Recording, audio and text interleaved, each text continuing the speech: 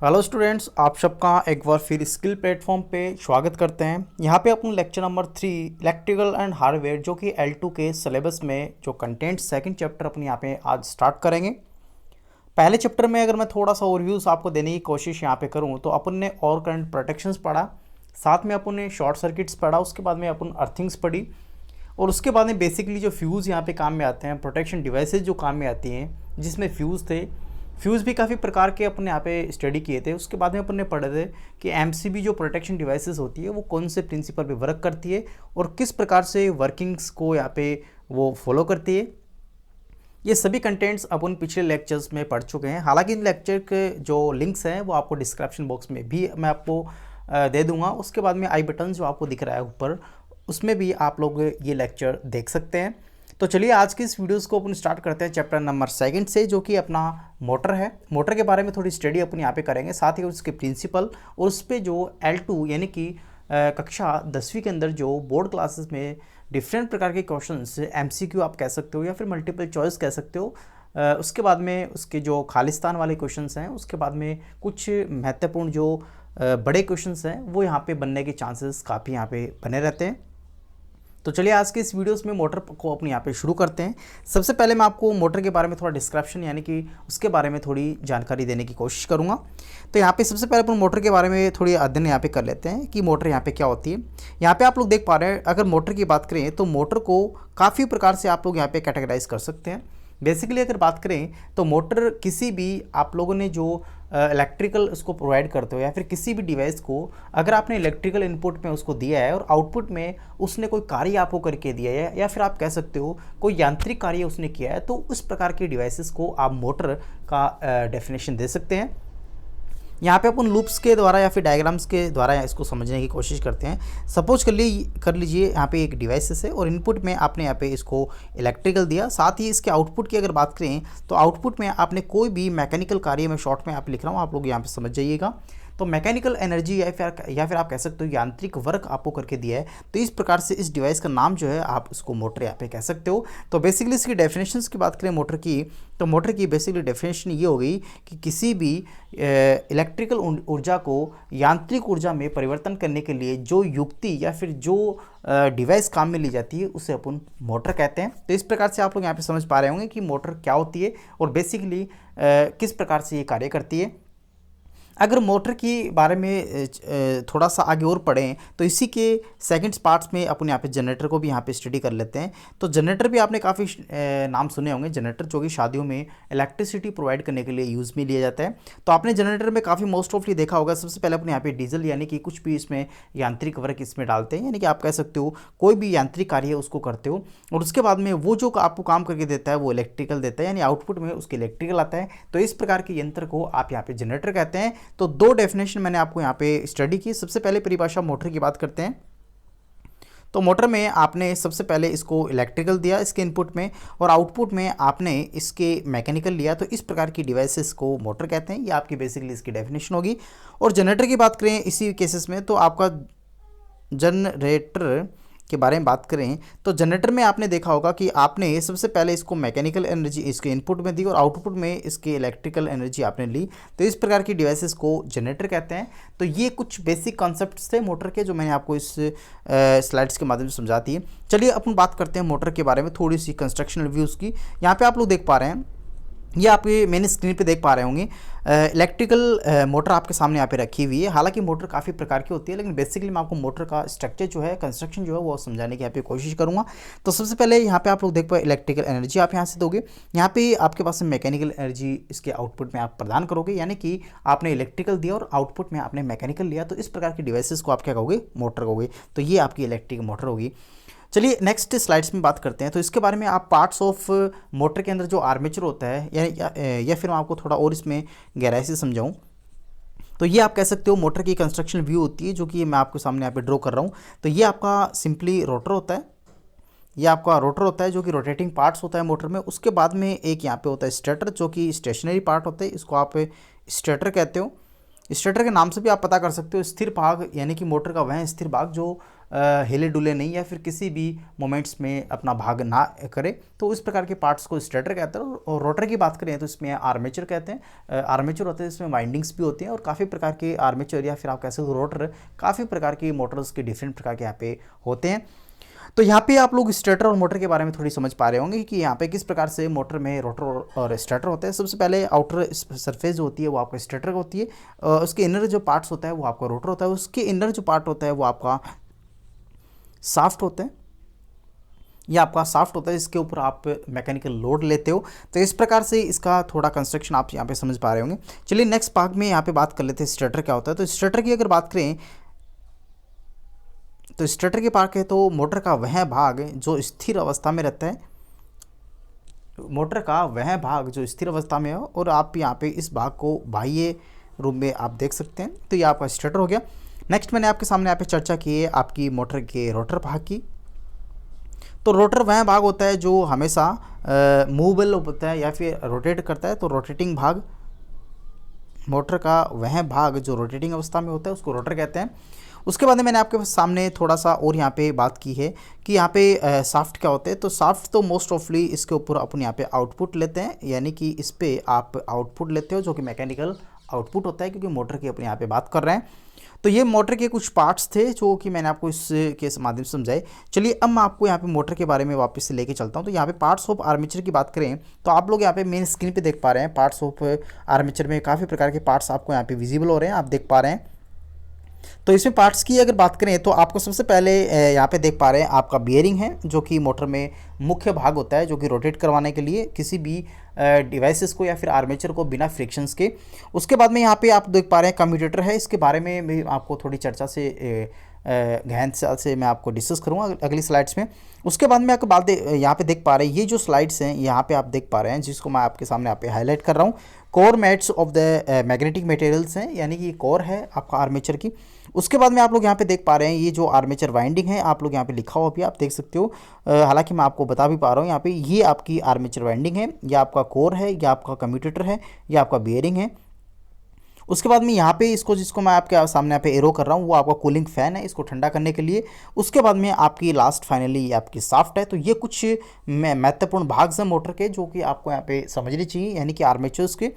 चलिए नेक्स्ट अपने यहाँ पे बात कर लेते हैं इसके पार्ट्स की। तो हमें मोटर एक विद्युत मशीन्स होती है जो कि स्टेशनरी और रोटर भाग से मिलकर बनी होती है। इलेक्ट्रिक मोटर्स में विभिन्न भाग जो होते हैं वो आपका आर्मेचर होता है, स्टेटर होता है, भारी बॉडी होती है। उसके बाद में कुछ भाग जो होते हैं वो इंटरनली पार्ट्स में होते हैं, यानी अंदरूनी होते हैं, जिसमें आपका कम्यूटेटर हो गया, उसके बाद वाइंडिंग्स हो गया, आर्मेचर वाइंडिंग हो गया, स्टेटर वाइंडिंग हो गया, उसके बाद में बेयरिंग हो गया।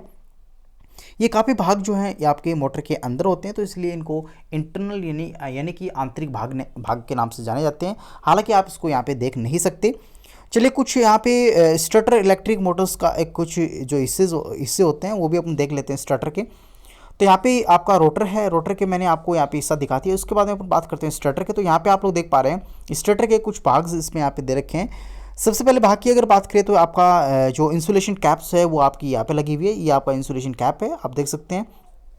उसके बाद में कॉपर वाइंडिंग्स हैं जो कि यहाँ पे की हुई है, ये आपकी कॉपर वाइंडिंग होगी, इसको भी यहाँ पे देख सकते हो, ये आपकी कॉपर की वाइंडिंग है जो कि स्टेटर में की हुई है। तो इस प्रकार से इन वाइंडिंग का नाम स्टेटर वाइंडिंग के नाम से भी आप लोग यहाँ पे जानते हैं। नेक्स्ट अगर बात करें तो आपका स्टेटर बॉडी हो गया, ये आपका जो बॉडी है ये आपका स्टेटर बॉडी हो गया। हालांकि स्टेटर बॉडी की बात करें मोटर में तो मोस्ट ऑफली मोटर की जो बॉडी होती है, मोटर की जो बॉडी होती है वो आपका कास्ट आयरन की होती है। इसको मर्दू लोहा, कच्चा लोहा के नाम से भी आप लोग जानते हैं। और अगर भारी मोटरों की बात करें तो स्टील या फिर आप कह सकते हो बड़ी मोटर जो होती हैं उसकी जो भारी आवरण जो बना होता है वो आपका कार्बन स्टील का बना होता है। और छोटी मोटर जो होती है वो कास्ट आयरन की बनी होती है। ये भी आप यहाँ पे याद रखेंगे कि मोटर के भागों को किस मटेरियल से बना होता है। तो यहाँ पे कच्चा लोहा या फिर आप कह सकते हो सॉफ्ट आयरन या फिर आप कह सकते हो मर्दू लोहा या फिर कास्ट आयरन के नाम से इसको जानते हैं। तो ये कुछ स्टेटर के कुछ मुख्य भाग थे जो कि मैंने आपको इसमें समझाए। चलिए नेक्स्ट अपन बात करते हैं मोटर के भारी भाग की, कि यानी बाहर आपको कौन कौन से पार्ट्स आपको देखने को दिखते हैं। तो सबसे पहले मोटर का यहाँ पे कंस्ट्रक्शन व्यूज़ आप लोग यहाँ पे मेन स्क्रीन पे देख पा रहे हैं। तो इसमें सबसे पहले यहाँ पे आउटर कवर बॉडी आप देख पा रहे हैं, जिसको यहाँ पे योक के नाम से भी जानते हैं, आप ये उसको कह सकते हो योक या फिर आप कह सकते हो बॉडी पार्ट्स। उसके बाद में आप लोग यहाँ पे देख पा रहे हैं कि इसमें कुछ स्क्रू हैं जो कि नट बोल्ट के रूप में यहाँ पे आप लोग देख पा रहे हैं उसको टाइट करने के लिए मूवेबल पार्ट्स को। उसके बाद में यहाँ पे आप लोग देख पा रहे हैं कार्बन ब्रशेस हो गया जो कि आपको इलेक्ट्रिक करंट्स को आउटर सर्किट्स में प्रोवाइड करने का कार्य करती है, उसको कार्बन ब्रशेस होती है और ग्रेफाइट्स की बनी होती हैं। उसके बाद में अगर थोड़ी सी चर्चा और करें तो ये आपकी वायरिंग है जिसके इनपुट आप ये लोग यहाँ पे दे रहे हो और आउटपुट यहाँ से इसको ले रहे हो। तो ये कुछ इसके पार्ट्स हैं मोटर के बाह्य आवरण, तो वो भी मैंने आपको सामने यहाँ पे चर्चा करी। इलेक्ट्रिक मोटर के बाहरी भागों की अगर बात करें तो स्टेटर और आर्मेचर बॉडी जो मोटर बॉडी इसके कवर के अंदर यहाँ पे रखे होते हैं, कार्बन ब्रशेस बॉडी के आवरण पर लगा होता है और ये कम्यूटेटर को विद्युत प्रवाह प्रदान करता है जिससे आर्मेचर असेंबली को संयोजित करने का उपयोग इसमें आप लोग कर सकते हो ताकि वो हिले डुले नहीं। तो यहाँ पे कुछ आपको व्यूज़ मैंने आपको दिखाने की कोशिश की है, तो आप लोग यहाँ पे देख सकते हैं। तो ये मोटर के बारे में थोड़ी चर्चा थी। चलिए अपन बात करते हैं मोटर के प्रकार की। तो यहाँ पे आप लोग नेक्स्ट स्लाइड्स में देख पा रहे हैं टाइप्स ऑफ मोटर, जिसमें सबसे पहली मोटर की बात करें तो डीसी मोटर है, एसी मोटर है और स्पेशल मोटर है। स्पेशल मोटर वो होती है जो मोस्ट ऑफली जो डोमेस्टिकली यूज़ होती है, जो कि छोटे पर्पज़ यूज़ होती है। आप इनको यहाँ पे सिंगल फेज मोटर के नाम से भी यहाँ पे जान सकते हैं। विभिन्न प्रकार की मोटर्स होती हैं। सबसे पहले बात करते हैं डीसी मोटर की। तो डीसी मोटर में आप लोग यहाँ पे आउटपुट में डीसी वोल्टेज लेते हो या फिर डीसी जो आउटपुट लेते हो, तो इसीलिए इसको डीसी मोटर कहते हैं। एसी की बात करें तो इसके आउटपुट में आपको एसी प्राप्त होता है, इसलिए आप इसको एसी मोटर कहते हैं। स्पेशल मोटर आप लोगों को दोनों हो सकती हैं। तो यह टाइप्स ऑफ मोटर में अगर बात करें तो यहाँ पे जो भी आप लोग यहाँ पे आप कह सकते हो इनपुट में तो आप एसी भी दे सकते हो, लेकिन आउटपुट में अगर उसके एसी आ रहा है तो वो एसी मोटर हो जाएगा और आउटपुट में अगर उसके डीसी आ रहा है तो डीसी मोटर इसको आप यहाँ पे कह सकते हो।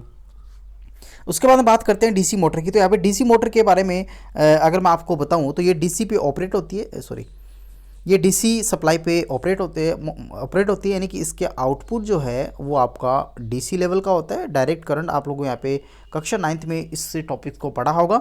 हालांकि नेक्स्ट जो भी वीडियोस यहाँ पे मैं आपको डालूंगा 11 के, तो वहाँ पे भी आप लोग ये वीडियोस देख सकते हैं। नेक्स्ट अगर बात करें तो इसकी प्रिंसिपल की बात करें तो इसका प्रिंसिपल जो है, जैसे ही आप लोग यहाँ पे इसमें मैं आपको एक ब्लैंक पेपर पे समझा देता हूँ। जैसे ही आप लोग मोटर की अगर बात करते हैं डीसी मोटर की, तो डीसी मोटर में जैसे आप कोई भी इसकी इनपुट पे आप कह सकते हो किसी भी मोटर पर जब करंट को ले जाने के लिए कंडक्टर को चुंबकीय सतह पर रखा जाता है, यानी आपके पास में ये एक मैग्नेटिक पोल्स हैं एन और एस है, इसमें मैग्नेटिक फील्ड्स हैं। आप लोग यहाँ पे देख सकते हैं ये मैग्नेटिक फील्ड है। जैसे यहाँ पे किसी कंडक्टर को आप यहाँ पे बीच में रख देते हो, ये कंडक्टर जो है कॉपर का भी बना हो सकता है या फिर डिफरेंट प्रकार के आयरन्स का बना हो सकता है। तो ये आपका एक कंडक्टर है, मैं यहाँ पे सामने यहाँ पे लिख रहा हूँ। तो जैसे ही इसको मैग्नेटिक फील्ड में किसी कंडक्टर को रख दिया जाता है तो करंट ले जाने के लिए इस कंडक्टर पे एक बल अनुभव होता है, यानी कि इस फोर्स लगता है, यानी कि एन जो फोर्स है मैग्नेटिक फील्ड जो है वो आपका एन की तरफ जाने की कोशिश करता है, जिससे इस कंडक्टर में मोमेंट प्रोवाइड होता है, यानी कि ये घूमने लग जाता है। तो इसकी डायरेक्शन जो होती है एन टू एस होती है। तो आप लोगों के पास में इस मैग्नेटिक फील्ड के कारण इसमें जो फोर्स लगता है एक्सटर्नली आप कह सकते हो एन, यानी मैग्नेटिक फील्ड के कारण जो फोर्स लगता है उसके कारण यहाँ पे ये घूमने लगता है और घूमने के कारण इसमें एक टॉर्क प्रोवाइड होता है। इसको टी के नाम से आप लोग यहाँ पे जानते हैं। बेसिकली टॉर्क की अगर बात करें तो किसी भी पर्टिकुलर कंडक्टर पे लगाए गए फोर्स पर्टिकुलर रेडियस पे उसको आप यहाँ पे टॉर्क कहते हैं। और टॉर्क मोस्ट ऑफली एक मैकेनिकल एक टर्मिनोलॉजी है, मैकेनिकल एक टर्म्स हैं जिसको आप लोग यहाँ पे टॉर्क के नाम से जानते हो और बेसिकली फोर्स और रेडियस का ये प्रोडक्ट होता है। तो इसके बारे में आप आई होप ये समझ पा रहे होंगे कि किस प्रकार से मोटर यहाँ पे वर्किंग करता है। तो मैंने आपको वापस समझाया कि एन और एस पोल होते हैं और एन और एस पोल कंडक्टर होता है, यानी आप कंडक्टर या फिर आर्मेचर को कह सकते हो। और यहाँ पे मैग्नेटिक फील्ड के कारण यहाँ पे इस कंडक्टर में मूवमेंट होने लग जाता है और मूवमेंट होने के बाद में से एक फोर्स डेवलप होता है। फोर्स के कारण इसमें एक टॉर्क डेवलप हो जाता है और टॉर्क के कारण आपकी मोटर जो है आपको मैकेनिकल वर्क जो है वो करके आउटपुट में देती है। तो इस प्रकार से डीसी मोटर के बारे में आप लोग यहाँ पे जानकारी अच्छी से समझ पाए होंगे। चलिए नेक्स्ट बात करते हैं यहाँ पे कुछ मोटर्स के पार्ट्स की। तो डीसी मोटर के कुछ पार्ट्स आप लोग यहाँ पे देख पा रहे हैं। ब्रशलेस डीसी मोटर की अगर बात करें तो यहाँ पे ब्रशलेस डीसी मोटर में आप लोग यहाँ पे देख पा रहे हैं, सबसे पहले ये आपका ब्रशेस हो गया, ये दोनों साइड से ब्रश लगी हुई हैं और यहाँ पे ये कम्यूटेटर के पार्ट्स हैं और यहाँ पे आपकी सप्लाई जो है यहाँ पे आ रही है। उसके बाद में कुछ और भी यहाँ पे ब्रशलेस डीसी मोटर की बात करें तो ये आपकी कार्बन ब्रशेस है, आप लोग यहाँ पे देख सकते हैं कार्बन ब्रशेस है।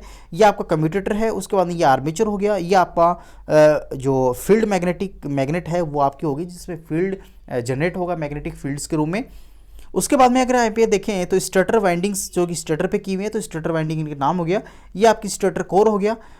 उसके बाद में अगर बात करें तो आपका रोटर शाफ्ट हो गया, उसके बाद रोटर कोर हो गया, और आपके ये कुछ पार्ट्स हैं जिसके बारे में आपको यहाँ पे जानकारी होनी चाहिए। कौन कौन से पार्ट्स मोटर के होते हैं, कितने प्रकार के पार्ट्स होते हैं, और कौन से पार्ट्स का क्या यहाँ पे वर्किंग होता है, वो चीज़ आपको यहाँ पे आनी चाहिए। तो चलिए नेक्स्ट अपने यहाँ पे बात करते हैं कि एसी मोटर क्या होती है। तो एसी मोटर का सिंपली अगर मैं फंडा आपको समझाने की यहाँ पे कोशिश करूँ तो एसी मोटर में सिंपली आप लोग जो उसके आउटपुट में एसी वोल्टेज से लेते हो, तो वही आपकी एसी मोटर यहाँ पे कहलाती है। तो आप आई होप अच्छी से यहाँ पे समझ पा रहे होंगे। बेसिकली एसी मोटर की अगर बात करें तो एक मिनट में आपको पीछे वाले स्लाइड से समझा देता हूँ। एसी मोटर की बात करें तो ये दो प्रकार की होती है, मैं यहाँ पे लिख रहा हूँ। पहली मोटर जो होती है वो सिंक्रोनस मोटर होती है, सिंक्रोनस मोटर होती है, और दूसरी जो होती है वो आपका एसिंक्रोनस मोटर होती है। सिंक्रोनस मोटर की अगर बात करें तो इसकी स्पीड जो होती है, यानी कि इसकी चलने की जो क्षमता होती है, कैपेसिटी जो होती है या फिर स्पीड जो होती है वो कांस्टेंट होती है। इसकी स्पीड में किसी प्रकार का वेरिएबिलिटी, या फिर आप कह सकते हो इसकी स्पीड जो है लीनियरली वे में इंक्रीज होती है फिर डिक्रीज होती है। लेकिन यहाँ पे एसिंक्रोनस की बात करें तो इसकी स्पीड में आप लोग कॉन्स्टेंटली वेरी ना करके अपने अकॉर्डिंग उसको इनवेरिएबल या फिर वेरिएबल इसमें बना सकते हैं। तो इस प्रकार से इसकी स्पीड्स पे कंट्रोल यहाँ पे नहीं किया जा सकता, और यहाँ पे सिंक्रोनस मोटर की जो स्पीड होती है वो कांस्टेंट होती है। तो ये आपके इसी प्रकार की मोटर जो है दो प्रकार के भागों में बटी हुई हैं। और बेसिकली अगर इसके बारे में थोड़ी और जानकारी यहाँ पे मैं आपको दूं, तो जब यहाँ पे इस कंडक्टर को चुंबकीय क्षेत्र में रखा जाता है तो करंट ले जाने वाला कंडक्टर जो है वो आपका एक फोर्स या फिर एक बल अनुभव करता है, जिसके कारण इसमें एक मैग्नेटिक फील्ड बनता है, और उसके कारण कंडक्टर रोटेट करने लग जाता है, और रोटेट करते ही इस पर टॉर्क डेवलप होता है, और वो टॉर्क जो है मैकेनिकल वर्क आपको आउटपुट में करके देता है। तो यहाँ पे अपन बात करें तो सिंक्रोनस मोटर की जो कंस्ट्रक्शनल व्यू जो आप यहाँ पे स्क्रीन पे देख पा रहे हैं, हालांकि ये यूनिवर्सल मोटर नहीं है, ये आपकी सिंक्रोनस मोटर है। मिस्टेक बाय मिस्टेक यहाँ पे एडिट हो गया। तो यहाँ पे इस मोटर के कुछ पार्ट्स की अपन यहाँ पे बात कर लेते हैं। तो ये आपका जो पार्ट्स है वो आपका स्टेटर हो गया आउटर साइड में, ये आपका रोटर हो गया जो कि इनर साइड में मोमेंट करेगा यानी रोटेट करेगा। ये आपकी जो वाइंडिंग्स है जो कि पोल्स पे की हुई है, तो आपकी फील्ड वाइंडिंग्स हो गया। उसके बाद में ये स्लॉट्स हैं जो कि परमानेंट मैग्नेट्स भी आप कह सकते हो, उसके बीच में यहाँ पे स्लॉट्स है, ये आपका शाफ्ट है। तो ये पूरा कंस्ट्रक्शनल व्यू आप लोग यहाँ पे सिंक्रोनस मोटर का देख पा रहे हैं, जो कि आउटपुट में आपको एसी देगा, और इसकी स्पीड जो होगी वो कांस्टेंट होगी। अगर स्पीड का फॉर्मूला मैं आपके सामने यहाँ पे चर्चा करूँ तो 120F डिवाइड बाई P होता है। जहाँ पे अगर बात करें तो ये सिंक्रोनस स्पीड का फॉर्मूला होता है। यहाँ पे P का मतलब होता है नंबर ऑफ पोल्स होता है, और एफ मतलब फ्रीक्वेंसी होती है। मोस्ट ऑफली मैं आपको थोड़ा यहाँ पे समझा देता हूँ।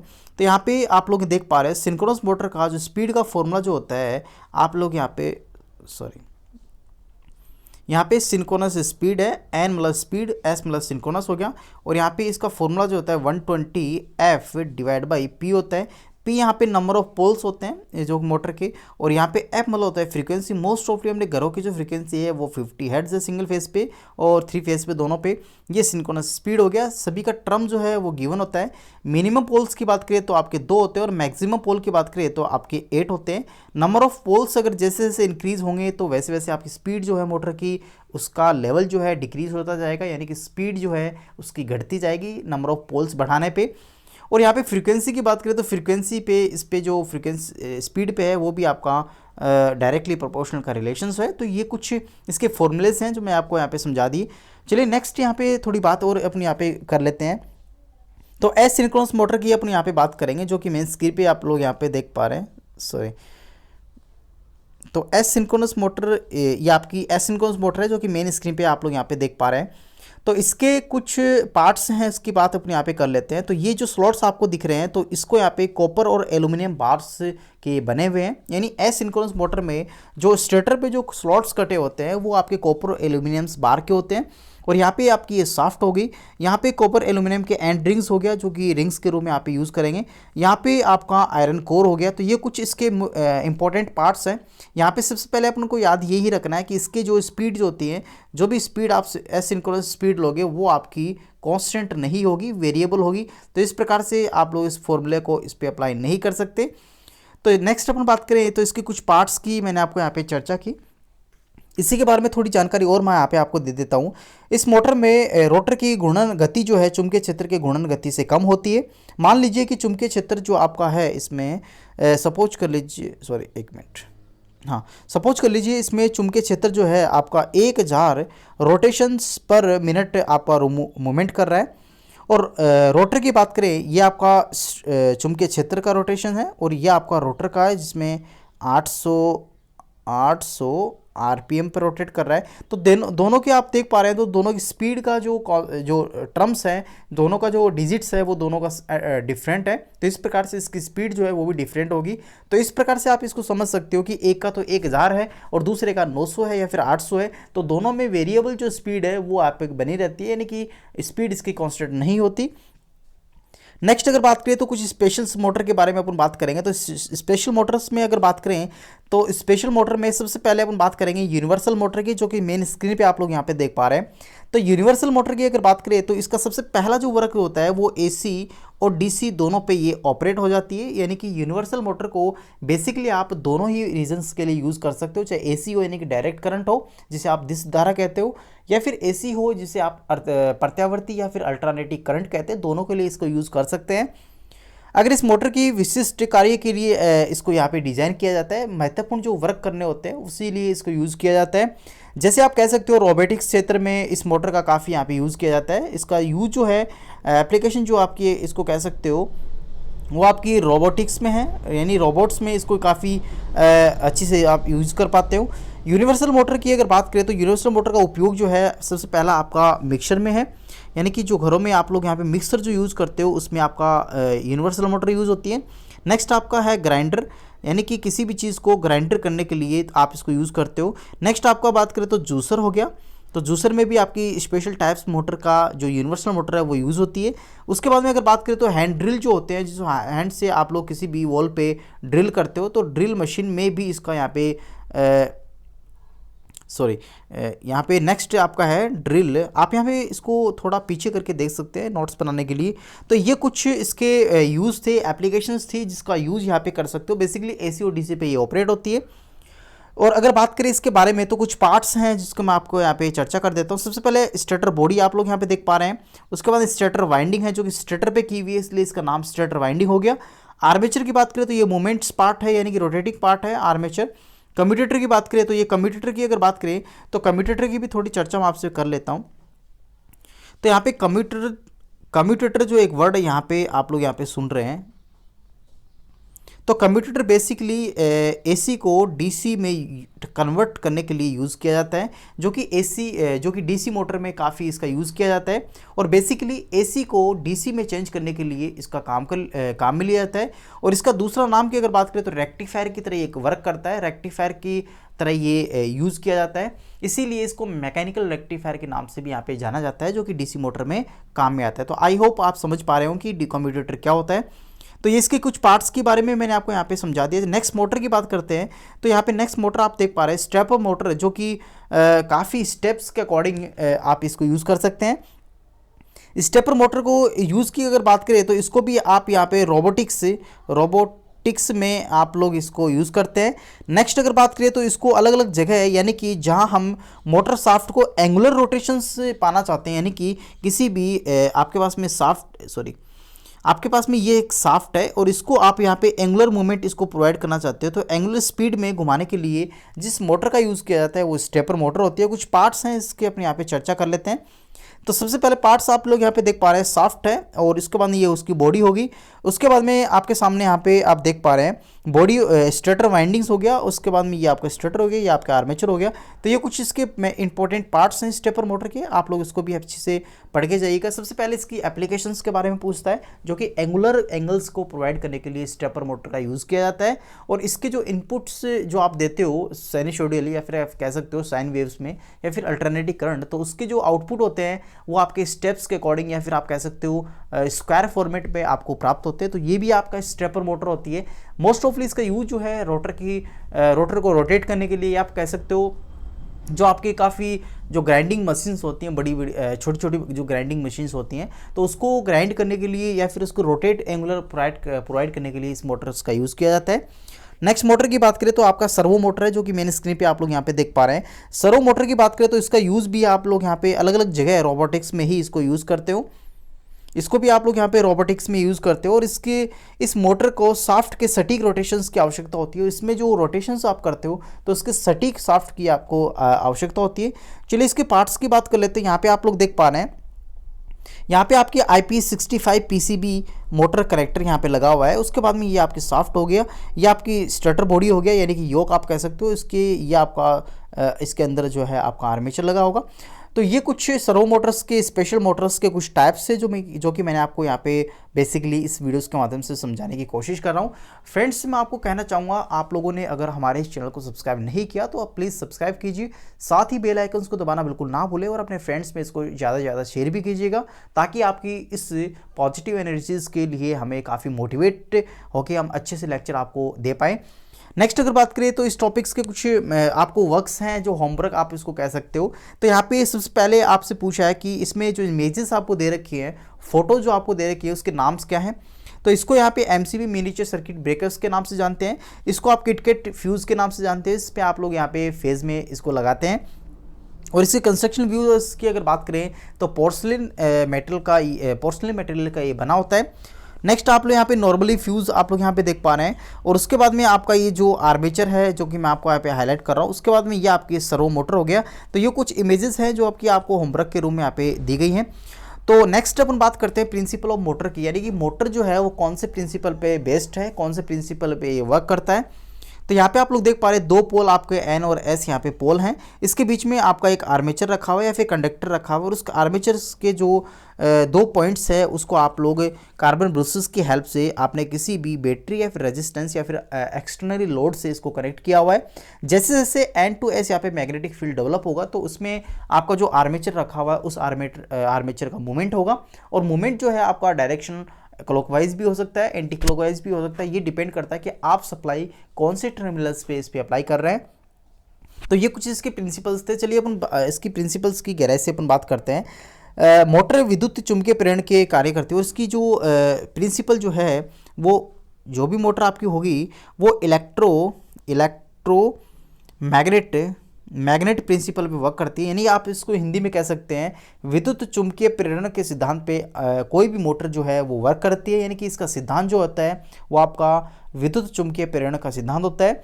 विद्युत चुंबकीय प्रेरण का तात्पर्य ये होता है कि जब विद्युत करंट कैरियर्स कंडक्टर जो होते हैं वो चुंबकीय क्षेत्र में रखे जाते हैं, यानी कि किसी भी कंडक्टर को मैग्नेटिक फील्ड्स में रखा जाता है, यानी चुंबकीय क्षेत्र में रखा जाता है, तो वो कंडक्टर जो है उस पर एक फोर्स अप्लाई होता है, जो कि जो फोर्स है आपका लंबवत भी हो सकता है और आपका पैरेलल भी हो सकता है। तो कंडक्टर पर एक बल का जो फील करता है, एक बल इस पर डेवलप होने लग जाता है, जिससे कंडक्टर को स्थानांतरण करने का एक मुख्य कारण होता है। यानी इसको रोटेशन, यानी इसको मूवमेंट प्रोवाइड करने का, या फिर मोटर के शाफ्ट को रोटेट करने का एक कार्य करता है। इसे आप टॉर्क भी कहते हो मैकेनिकल वर्क में। उसके बाद में इलेक्ट्रिक मोटर का एक संकलनात्मक आप लोग यहाँ पे डायग्राम देख पा रहे हैं। इसमें इंसुलेटेड तांबे के तार जो हैं 2 चुंबकीय एक आयताकार ABCD ग्रुप में यहाँ पे रखे हुए हैं, आप मैंने स्क्रीन पे आप देख पा रहे हैं। और इसमें ABCD इसमें कॉइल्स को चुंबक के बीच में रखा हुआ है, जिससे इसकी भुजा A, B और CD पर चुंबकीय क्षेत्र की दिशा यहाँ पे आप देख पा रहे हैं लंबवत है। कोयल के छोर जो हैं एक विभाजन रिंग से 2 हिस्सों में यहाँ पे बटे हुए हैं, जिसे आप लोग स्लिप रिंग के नाम से यहाँ पे जानते हैं। और इसके जो अंदरूनी किनारे जो हैं वो सभी इंसुलेटेड किए हुए हैं और एक एक एक्सल से इसको जोड़ा हुआ है। इसमें P और Q आप लोग यहाँ पे देख पा रहे हैं, P और Q से आपने इसको जोड़ा हुआ है। उसके बाद में यहाँ पे X और Y पे एक ब्रशेस लगी हुई हैं, जो कि करंट का संवहन करती हैं, यानी करंट को जो लोड तक ले जाने का कार्य करती हैं, जो कि आप लोग यहाँ पे देख पा रहे हैं। ये आपकी ब्रशेस लगी हुई यहाँ पे लोड तक यहाँ पे करंट लाने का कार्य कर रही हैं। नेक्स्ट अगर बात करें इसमें, तो कोयल ABCD में करंट जो है आपका है वो ABCD जो कोयल आपकी है उसमें X और Y पे आपको करंट प्रोवाइड होता है। इससे आप लोग यहाँ पे लोड को इसको ऑपरेट करने के लिए काम में लेते हैं। तो ये कुछ इसके प्रिंसिपल्स थे जो कि मैंने आपको समझाने की यहाँ पे कोशिश की। इसमें आप लोग कह सकते हो वन लाइन में जो इलेक्ट्रिक मोटर जो है वो आपका विद्युत चुंबकीय प्रेरण के सिद्धांत पे कार्य करती है। नेक्स्ट अगर बात करें तो फ्लेमिंग का लेफ्ट हैंड रूल्स भी आप लोग यहाँ पे मैं आपको समझा देता हूँ। इसके लिए अपने थोड़े ब्लैंक पेपर पे चलेंगे। तो यहाँ पे आप लोग देख पा रहे हैं फ्लेमिंग के 2 नियम यहाँ पे होते हैं। अगर बात करें मोटर की, तो मोटर में जो फ्लेमिंग है रूल जो होता है वो फ्लेमिंग का लेफ्ट हैंड रूल आप लोग यहाँ पे यूज़ करते हो। F मतलब फ्लेमिंग होता है, L मतलब लेफ्ट होता है और R मतलब आपका हैंड होता है। तो लेफ्ट हैंड फ्लेमिंग का लेफ्ट हैंड रूल्स आप लोग यहाँ पे यूज़ करते हो। अगर फ्लेमिंग्स की बात करें तो इसने लेफ्ट हैंड का रूल जो दिया मोटर के लिए, तो उसने सबसे पहले अपने जो हैंड है, आपका जो लेफ्ट हैंड है उसके थम्स को, और उसके बाद में आपके पास में जो आपकी मैग्नेटिक लाइन, आपको मैग्नेटिक फील्ड जो शो करेगी वो आपकी मिडल तर्जनी होगी, उसके बाद में आपकी मिडल लाइन होगी, और ये आपका काम हो गया आपके थैली का। तो ये जो आपका फील जो आपको जो इंडिकेट कर रहा है वो फोर्स को कर रहा है, डायरेक्शन ऑफ फोर्स को कंडक्टर की, या आपको जो डायरेक्शन जो शो कर रहा है वो मैग्नेटिक के फील्ड को शो कर रहा है, जिसे आप बी से प्रदर्शित करते हो। और ये जो आपका है ये आपका करंट को शो कर रहा है, जिससे आप लोग यहाँ पे आई से प्रदर्शित करते हो। तो ये आपका फ्लेमिंग का लेफ्ट हैंड रूल है जो कि मोटर पे ऑपरेट होता है, मोटर पे अप्लाई होता है। अगर आपसे डायरेक्टली कोई पूछे कि मोटर पे कौन सा प्रिंसिपल यहाँ पे वर्क करता है, सॉरी कौन से रूल्स पे आधारित होती है, तो फ्लेमिंग के लेफ्ट हैंड पे ये आधारित होती है। उसके बाद प्रिंसिपल की बात करें तो आपका चुंबकीय प्रेरण, यानी कि जो इसका प्रिंसिपल जो मैंने आप इससे बात की थी, वो आपका विद्युत चुंबकीय प्रेरण के सिद्धांत पे मोटर ऑपरेट करती है। तो ये अपने पास में आज की डिस्कस थी, जो कि मैंने इस वीडियोज़ के मदद से समझाने की कोशिश की। तो इसमें आपके सामने जो भी L2 यानी कि कक्षा 10th की जो वोकेशनल एजुकेशंस में जो भी बुक्स आपको यहाँ पे प्रोवाइड की गई थी स्कूल्स के द्वारा या फिर स्टेट गवर्नमेंट के द्वारा, तो उसके चैप्टर के अकॉर्डिंग मैं आपको सभी लेक्चर्स यहाँ पे प्रोवाइड करवा रहा हूँ। आशा करता हूँ वीडियो आपको काफ़ी अच्छा लगा रहा होगा। तो इस वीडियोस को अपने फ्रेंड्स में जो कि जिनके पास में इलेक्ट्रिकल वोकेशनल है उसको यहाँ पे शेयर भी कर दीजिएगा, और आपने चैनल को सब्सक्राइब भी कीजिएगा। साथ ही इस चैनल पे किसी प्रकार का आपको कन्फ्यूजन क्वेरीज है तो दिए गए कमेंट बॉक्स में कमेंट भी कर सकते हैं। Thank you.